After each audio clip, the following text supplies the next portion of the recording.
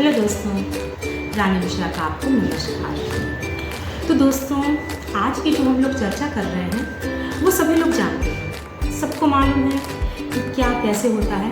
लेकिन होता ये है कि हम लोग उसके प्रति अवेयर नहीं होते। हम लोग जब उसको सुनते हैं तो हम लोग कहते हैं अरे ऐसा हो गया, और उसके बाद हमारे दिमाग से सारी चीज़ें निकल जाती हैं। कोई कुछ बताता भी है तो उस चीज़ को हम उस समय तो सुन लेते हैं और उसके बाद हम लोग भूल जाते हैं। तो दोस्तों, इसी बात पर आज हमारी जो चर्चा का विषय है वो है आजकल जो स्कैम हो रहे हैं, डिजिटल अरेस्ट हो रहे हैं, इसके प्रति हमको सतर्क रहना है। आपको सतर्क रहना है, ये सब आपको जानकारी है। क्या होता है, कैसे होता है, ये भी सारी आपको जानकारी है। लेकिन चूंकि दोस्तों अभी कुछ ऐसा हुआ कि जिसकी वजह से मुझे लगा कि नहीं, इस पर वीडियो बनाना बहुत ज़रूरी है। तो हुआ ये दोस्तों कि अभी कुछ दिन पहले मैं पेपर पढ़ रही थी और पेपर पढ़ने में मैंने देखा कि एक खबर निकली थी, रात की एक टीचर की खबर निकली थी। अब टीचर यानी वेल क्वालिफाइड, अब जब टीचर वेल क्वालिफाइड होता है, वो सारी चीज़ें जानता है, तो उसके साथ ऐसे कैसे हो गया। तो दोस्तों, वो खबर जब मैंने पढ़ी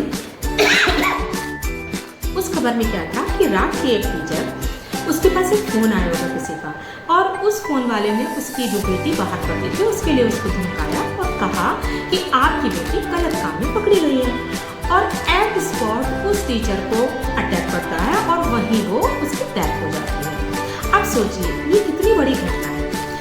टीचर, वेल क्वालिफाइड टीचर, उसको अच्छे से मालूम था कि ये सारी चीज़ें नहीं होती हैं, और आजकल ये घटनाएं आम हो गई है। फ़ोन पर धमकाना, फ़ोन पर स्कैम करना, ये सारी चीज़ें आम है, सभी लोग जानते हैं। लेकिन इसके बावजूद ऐसा कुछ हुआ, तो ऐसा कैसे हुआ। बस दोस्तों, वही चीज़ मेरे दिमाग में आई, तो मैंने कहा चलिए इस बात पर हम आप लोगों से इस बात पर चर्चा करते हैं दोस्तों।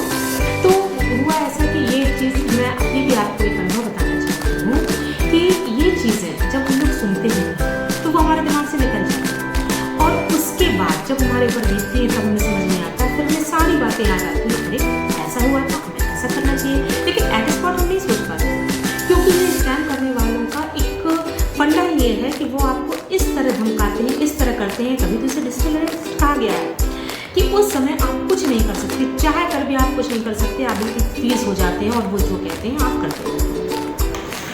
तो ये घटना मैं आपको बताती हूँ दोस्तों। अभी जुलाई की बात है कि जुलाई में मैं स्कूल में थी, और स्कूल में क्या हुआ कि हम लोग सारे टीचर्स बैठे हुए थे। तो एक मैम के पास फ़ोन आता है, और फ़ोन आता है और हम लोग सारे लोग स्कूलों में हो जाते हैं, सब बैठे अपना बातें कर रहे होते हैं। तो मैम के पास जब फ़ोन आता है तो वो फ़ोन वाला कहता है, जो स्कैम करता है, तो वो कहता है कि आपका बेटा लखनऊ में है। पहले तो उनका नाम बताता है, इसके बाद वो उनकी बेटी के लिए कहता है आपका बेटा लखनऊ में है, एज है, कहाँ। फिर वो शुरू होता है, और फिर वो जो धमकाना शुरू करता है, आपके बेटे को गलत काम की वजह से पकड़ लिया गया है, खाने में नहीं आपका बेटा, और इतनी बुरी तरह धमकाता है।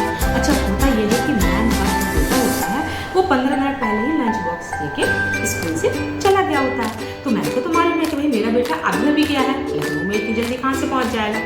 लेकिन मैम कहती हैं कि जरा हम देखते हैं, और फिर हम लोग भी उनको चारों घेर के बैठ जाते हैं कि ये क्या बात करते हैं, ज़रा देखिए क्या हुआ, कैसे होता है। हम लोग सुनने लगते हैं, उसको कवर कर दिया जाता है। ये सोचिए कि जब हम लोग सुनते हैं वो बंदा अपने आप को, वो बंदा पुलिस इंस्पेक्टर बताता है, और वो बंदा इतनी बुरी तरह मैम को धमकाता है कि वो सुन के हम लोग सोचते हैं कि देखो,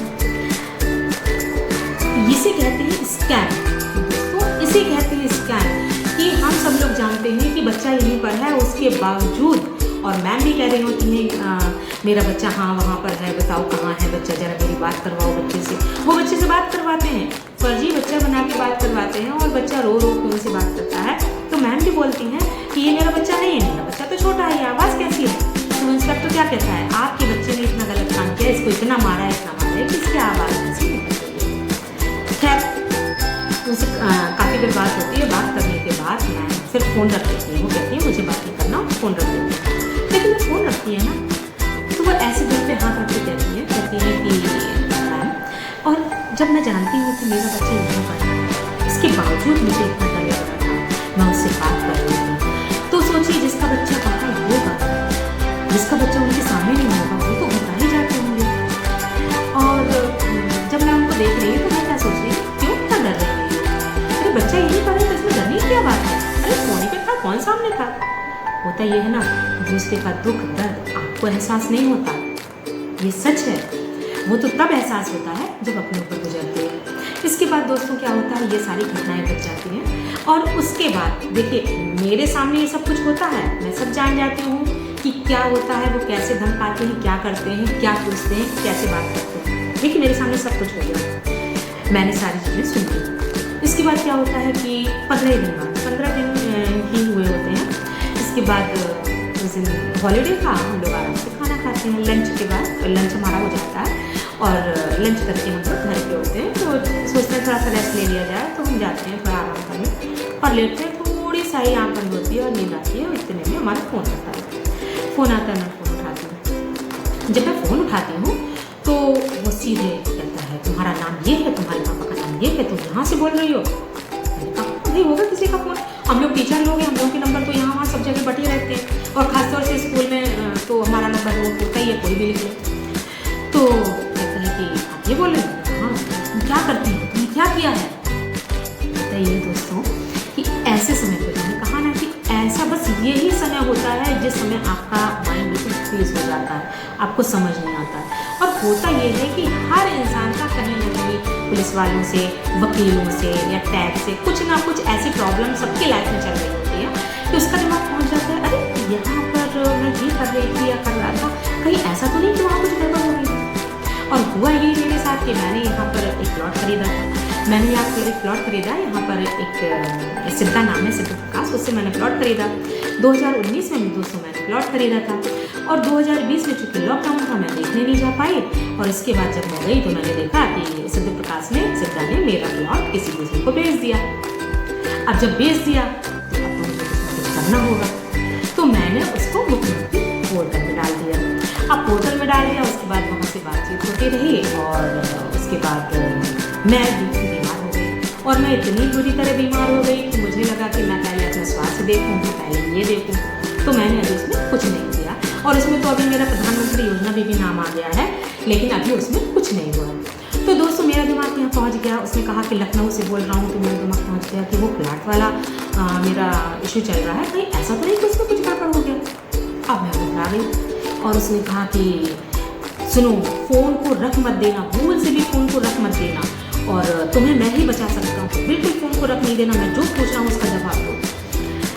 जब वो पूछ रहा था दोस्तों मैं फ़ोन भी नहीं रख पाया, मैं सिर्फ उससे कह रही थी जी सर जी सर जी सर। और इसके बाद उसने कहा कि मैं जो जो पूछूँ उसका जवाब दे जाना और आपकी तफ्तीश चल रही है, तहकीकात चल रही है इस चीज़ पे, मैं जो पूछूंगा आपको जवाब देना है और किसी से कुछ बात नहीं करना, अभी कुछ नहीं है, जो मैं पूछूँ सिर्फ उससे मुझसे बात करनी है। उसने ये कहा मैं जो पूछूँ उसका जवाब देना। तो उस समय मुझे अपने पापा की बात याद, मेरे पापा ने एक बार बहुत पहले मुझसे ये कहा था कि बेटा जल्दबाजी में कोई निर्णय मत लेना, कभी भी तुम्हारे सामने कभी ऐसा कुछ आ जाए तो तुम उस चीज़ को निर्णय जरूर, डिसीजन आप देर से ले लीजिए, कोई बात नहीं, लेकिन एट स्पॉट अगर नहीं समझ में आ रहा उसमें पॉज हो जाओ, मीन्स उस समय को रोक दो। और बस वही दिमाग मेरे मन में आ गई वो बात और मैंने उस समय को बंद कर दिया, फ़ोन को बंद कर दिया। दोबारा फिर फ़ोन आता है, मैंने फ़ोन को स्विच ऑफ कर दिया। अभी मैं स्विच ऑफ तो कर दिया, आप मैं क्या करूँ, आप मैं टेंशन में, वो बहुत टेंशन में कि क्या करूँ समझ ना आए। घर के लोगों को बताऊँ वो भी टेंशन में है, माँ तो बीमार रहती हैं, अब उनको भी टेंशन हो जाएगी, मुझे समझ नहीं आ रहा कि मैं क्या करूँ।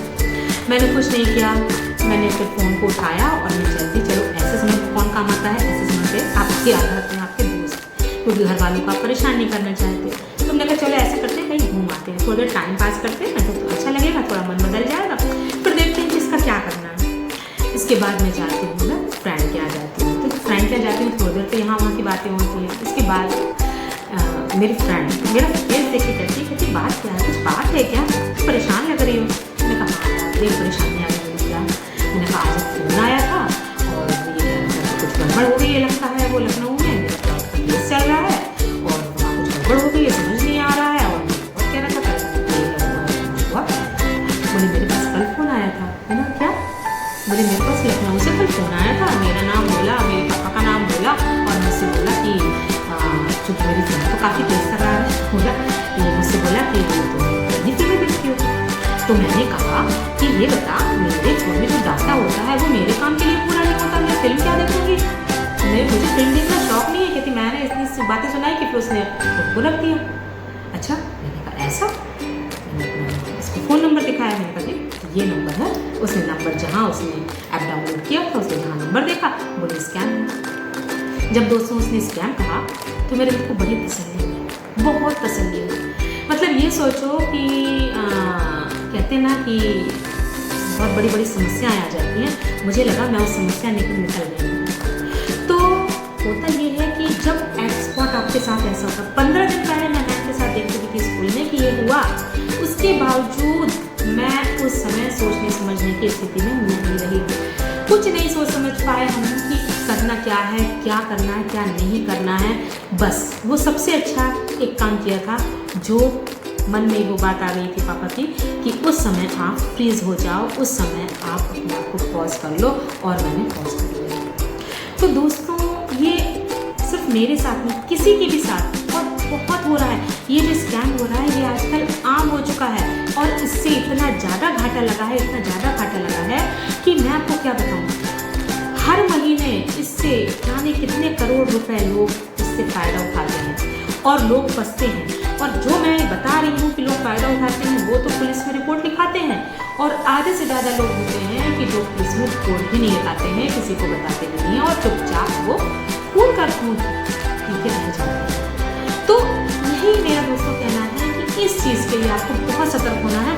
अभी देखिए, अभी पिछले महीने अक्टूबर में मोदी जी ने भी मन की बात में इस चीज़ को कहा था कि जब कभी ऐसा होता है तो उस समय आप दिमाग से काम लें। और सबसे बड़ी चीज़, जब मैंने मोदी जी की मन की बात सुनी थी, मैं तो फैन हूँ उनकी, और मैं शुरू से लॉकडाउन के समय से ही मैं उनकी बात सुनती चली आ रही हूँ। मुझे कुछ करना है या नहीं करना है, मुझे उनकी मन की बात ज़रूर सुननी है, क्योंकि संडे को आता है, फ्री रहते हैं तो टाइम भी होता है। और अगर मान लो दिन में नहीं सुन पाए तो मैं शाम को सुनती हूँ, शाम को नहीं सुन पाए तो उसका अगला पुनः प्रसारण आता रहता है, मैं वो जरूर सुनती हूँ। तो मैंने जब उनकी सुनी और मैंने काफ़ी ध्यान से सुनी, तो मैंने एक पॉइंट उनका पकड़ लिया, और एक पॉइंट जो उनका मेरे लिए बहुत अच्छा था, होता है ना कि जैसे आप किसी से 10-15 मिनट बात करें तो आपको सारी बातें आती रहती हैं, लेकिन कुछ एक या दो पॉइंट ऐसे होते हैं जो आपके माइंड में आ जाते हैं। और वो पॉइंट मेरे माइंड में आ गया कि कोई भी पुलिस वाला, कोई भी क्राइम ब्रांच का कोई भी आपसे फ़ोन पर कोई भी तफ्तीश नहीं करता, कोई तहकीकात नहीं करता, फ़ोन पर कोई भी कोई पूछताछ नहीं करता। सबसे पहली बात, आप उस समय फ़ोन को रख दीजिए। अगर आपको लगता है पुलिस वालों का फ़ोन है तो वो दोबारा करेंगे, नहीं करेंगे तो उनके पास तो आपका घर का पता भी होगा ना, आपका पता भी होगा, आपका सब कुछ होगा।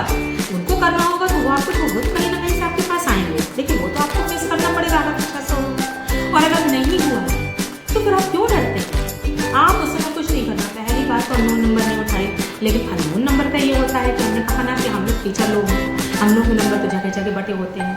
अब हम लोग पे गार्जियन का फ़ोन आएगा तो वो तो अननोन नंबर से ही आते हैं, मोस्टली अननोन नंबर से आते हैं, तो उठाने ही पड़ते हैं। तो उसके लिए आपको सतर्क रहने की ज़रूरत है।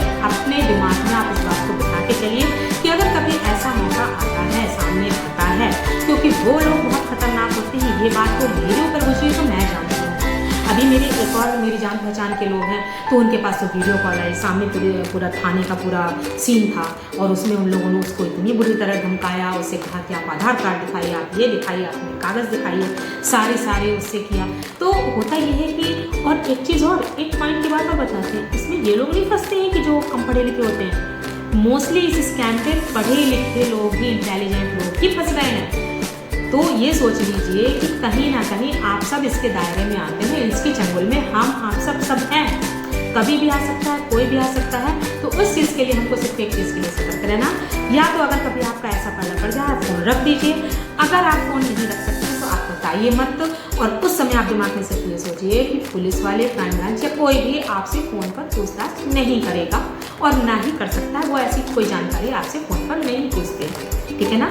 तो दोस्तों, इस चीज़ के लिए मेरा कहना है कि इस चीज़ के लिए बहुत बड़ी चीज़ है, जो आपको, जब आपके प्रधानमंत्री जी आपको सतर्क कर रहे हैं, तो आप सोच लीजिए कितनी बड़ी चीज़ है, कितनी खतरनाक बात है, जिससे हमको आपको और सबको बच के रहना है। तो कोशिश यही कीजिए कि आप लोग इस चीज़ में पड़े ना, और अगर कोई पड़ जाए तो उस समय आप लोग डरें ना, बिल्कुल डरने की ज़रूरत नहीं है। और बच के रहिए, सतर्क रहिए, स्वस्थ रहिए, खुश रहिए दोस्तों। बस मेरी तो यही इच्छा है।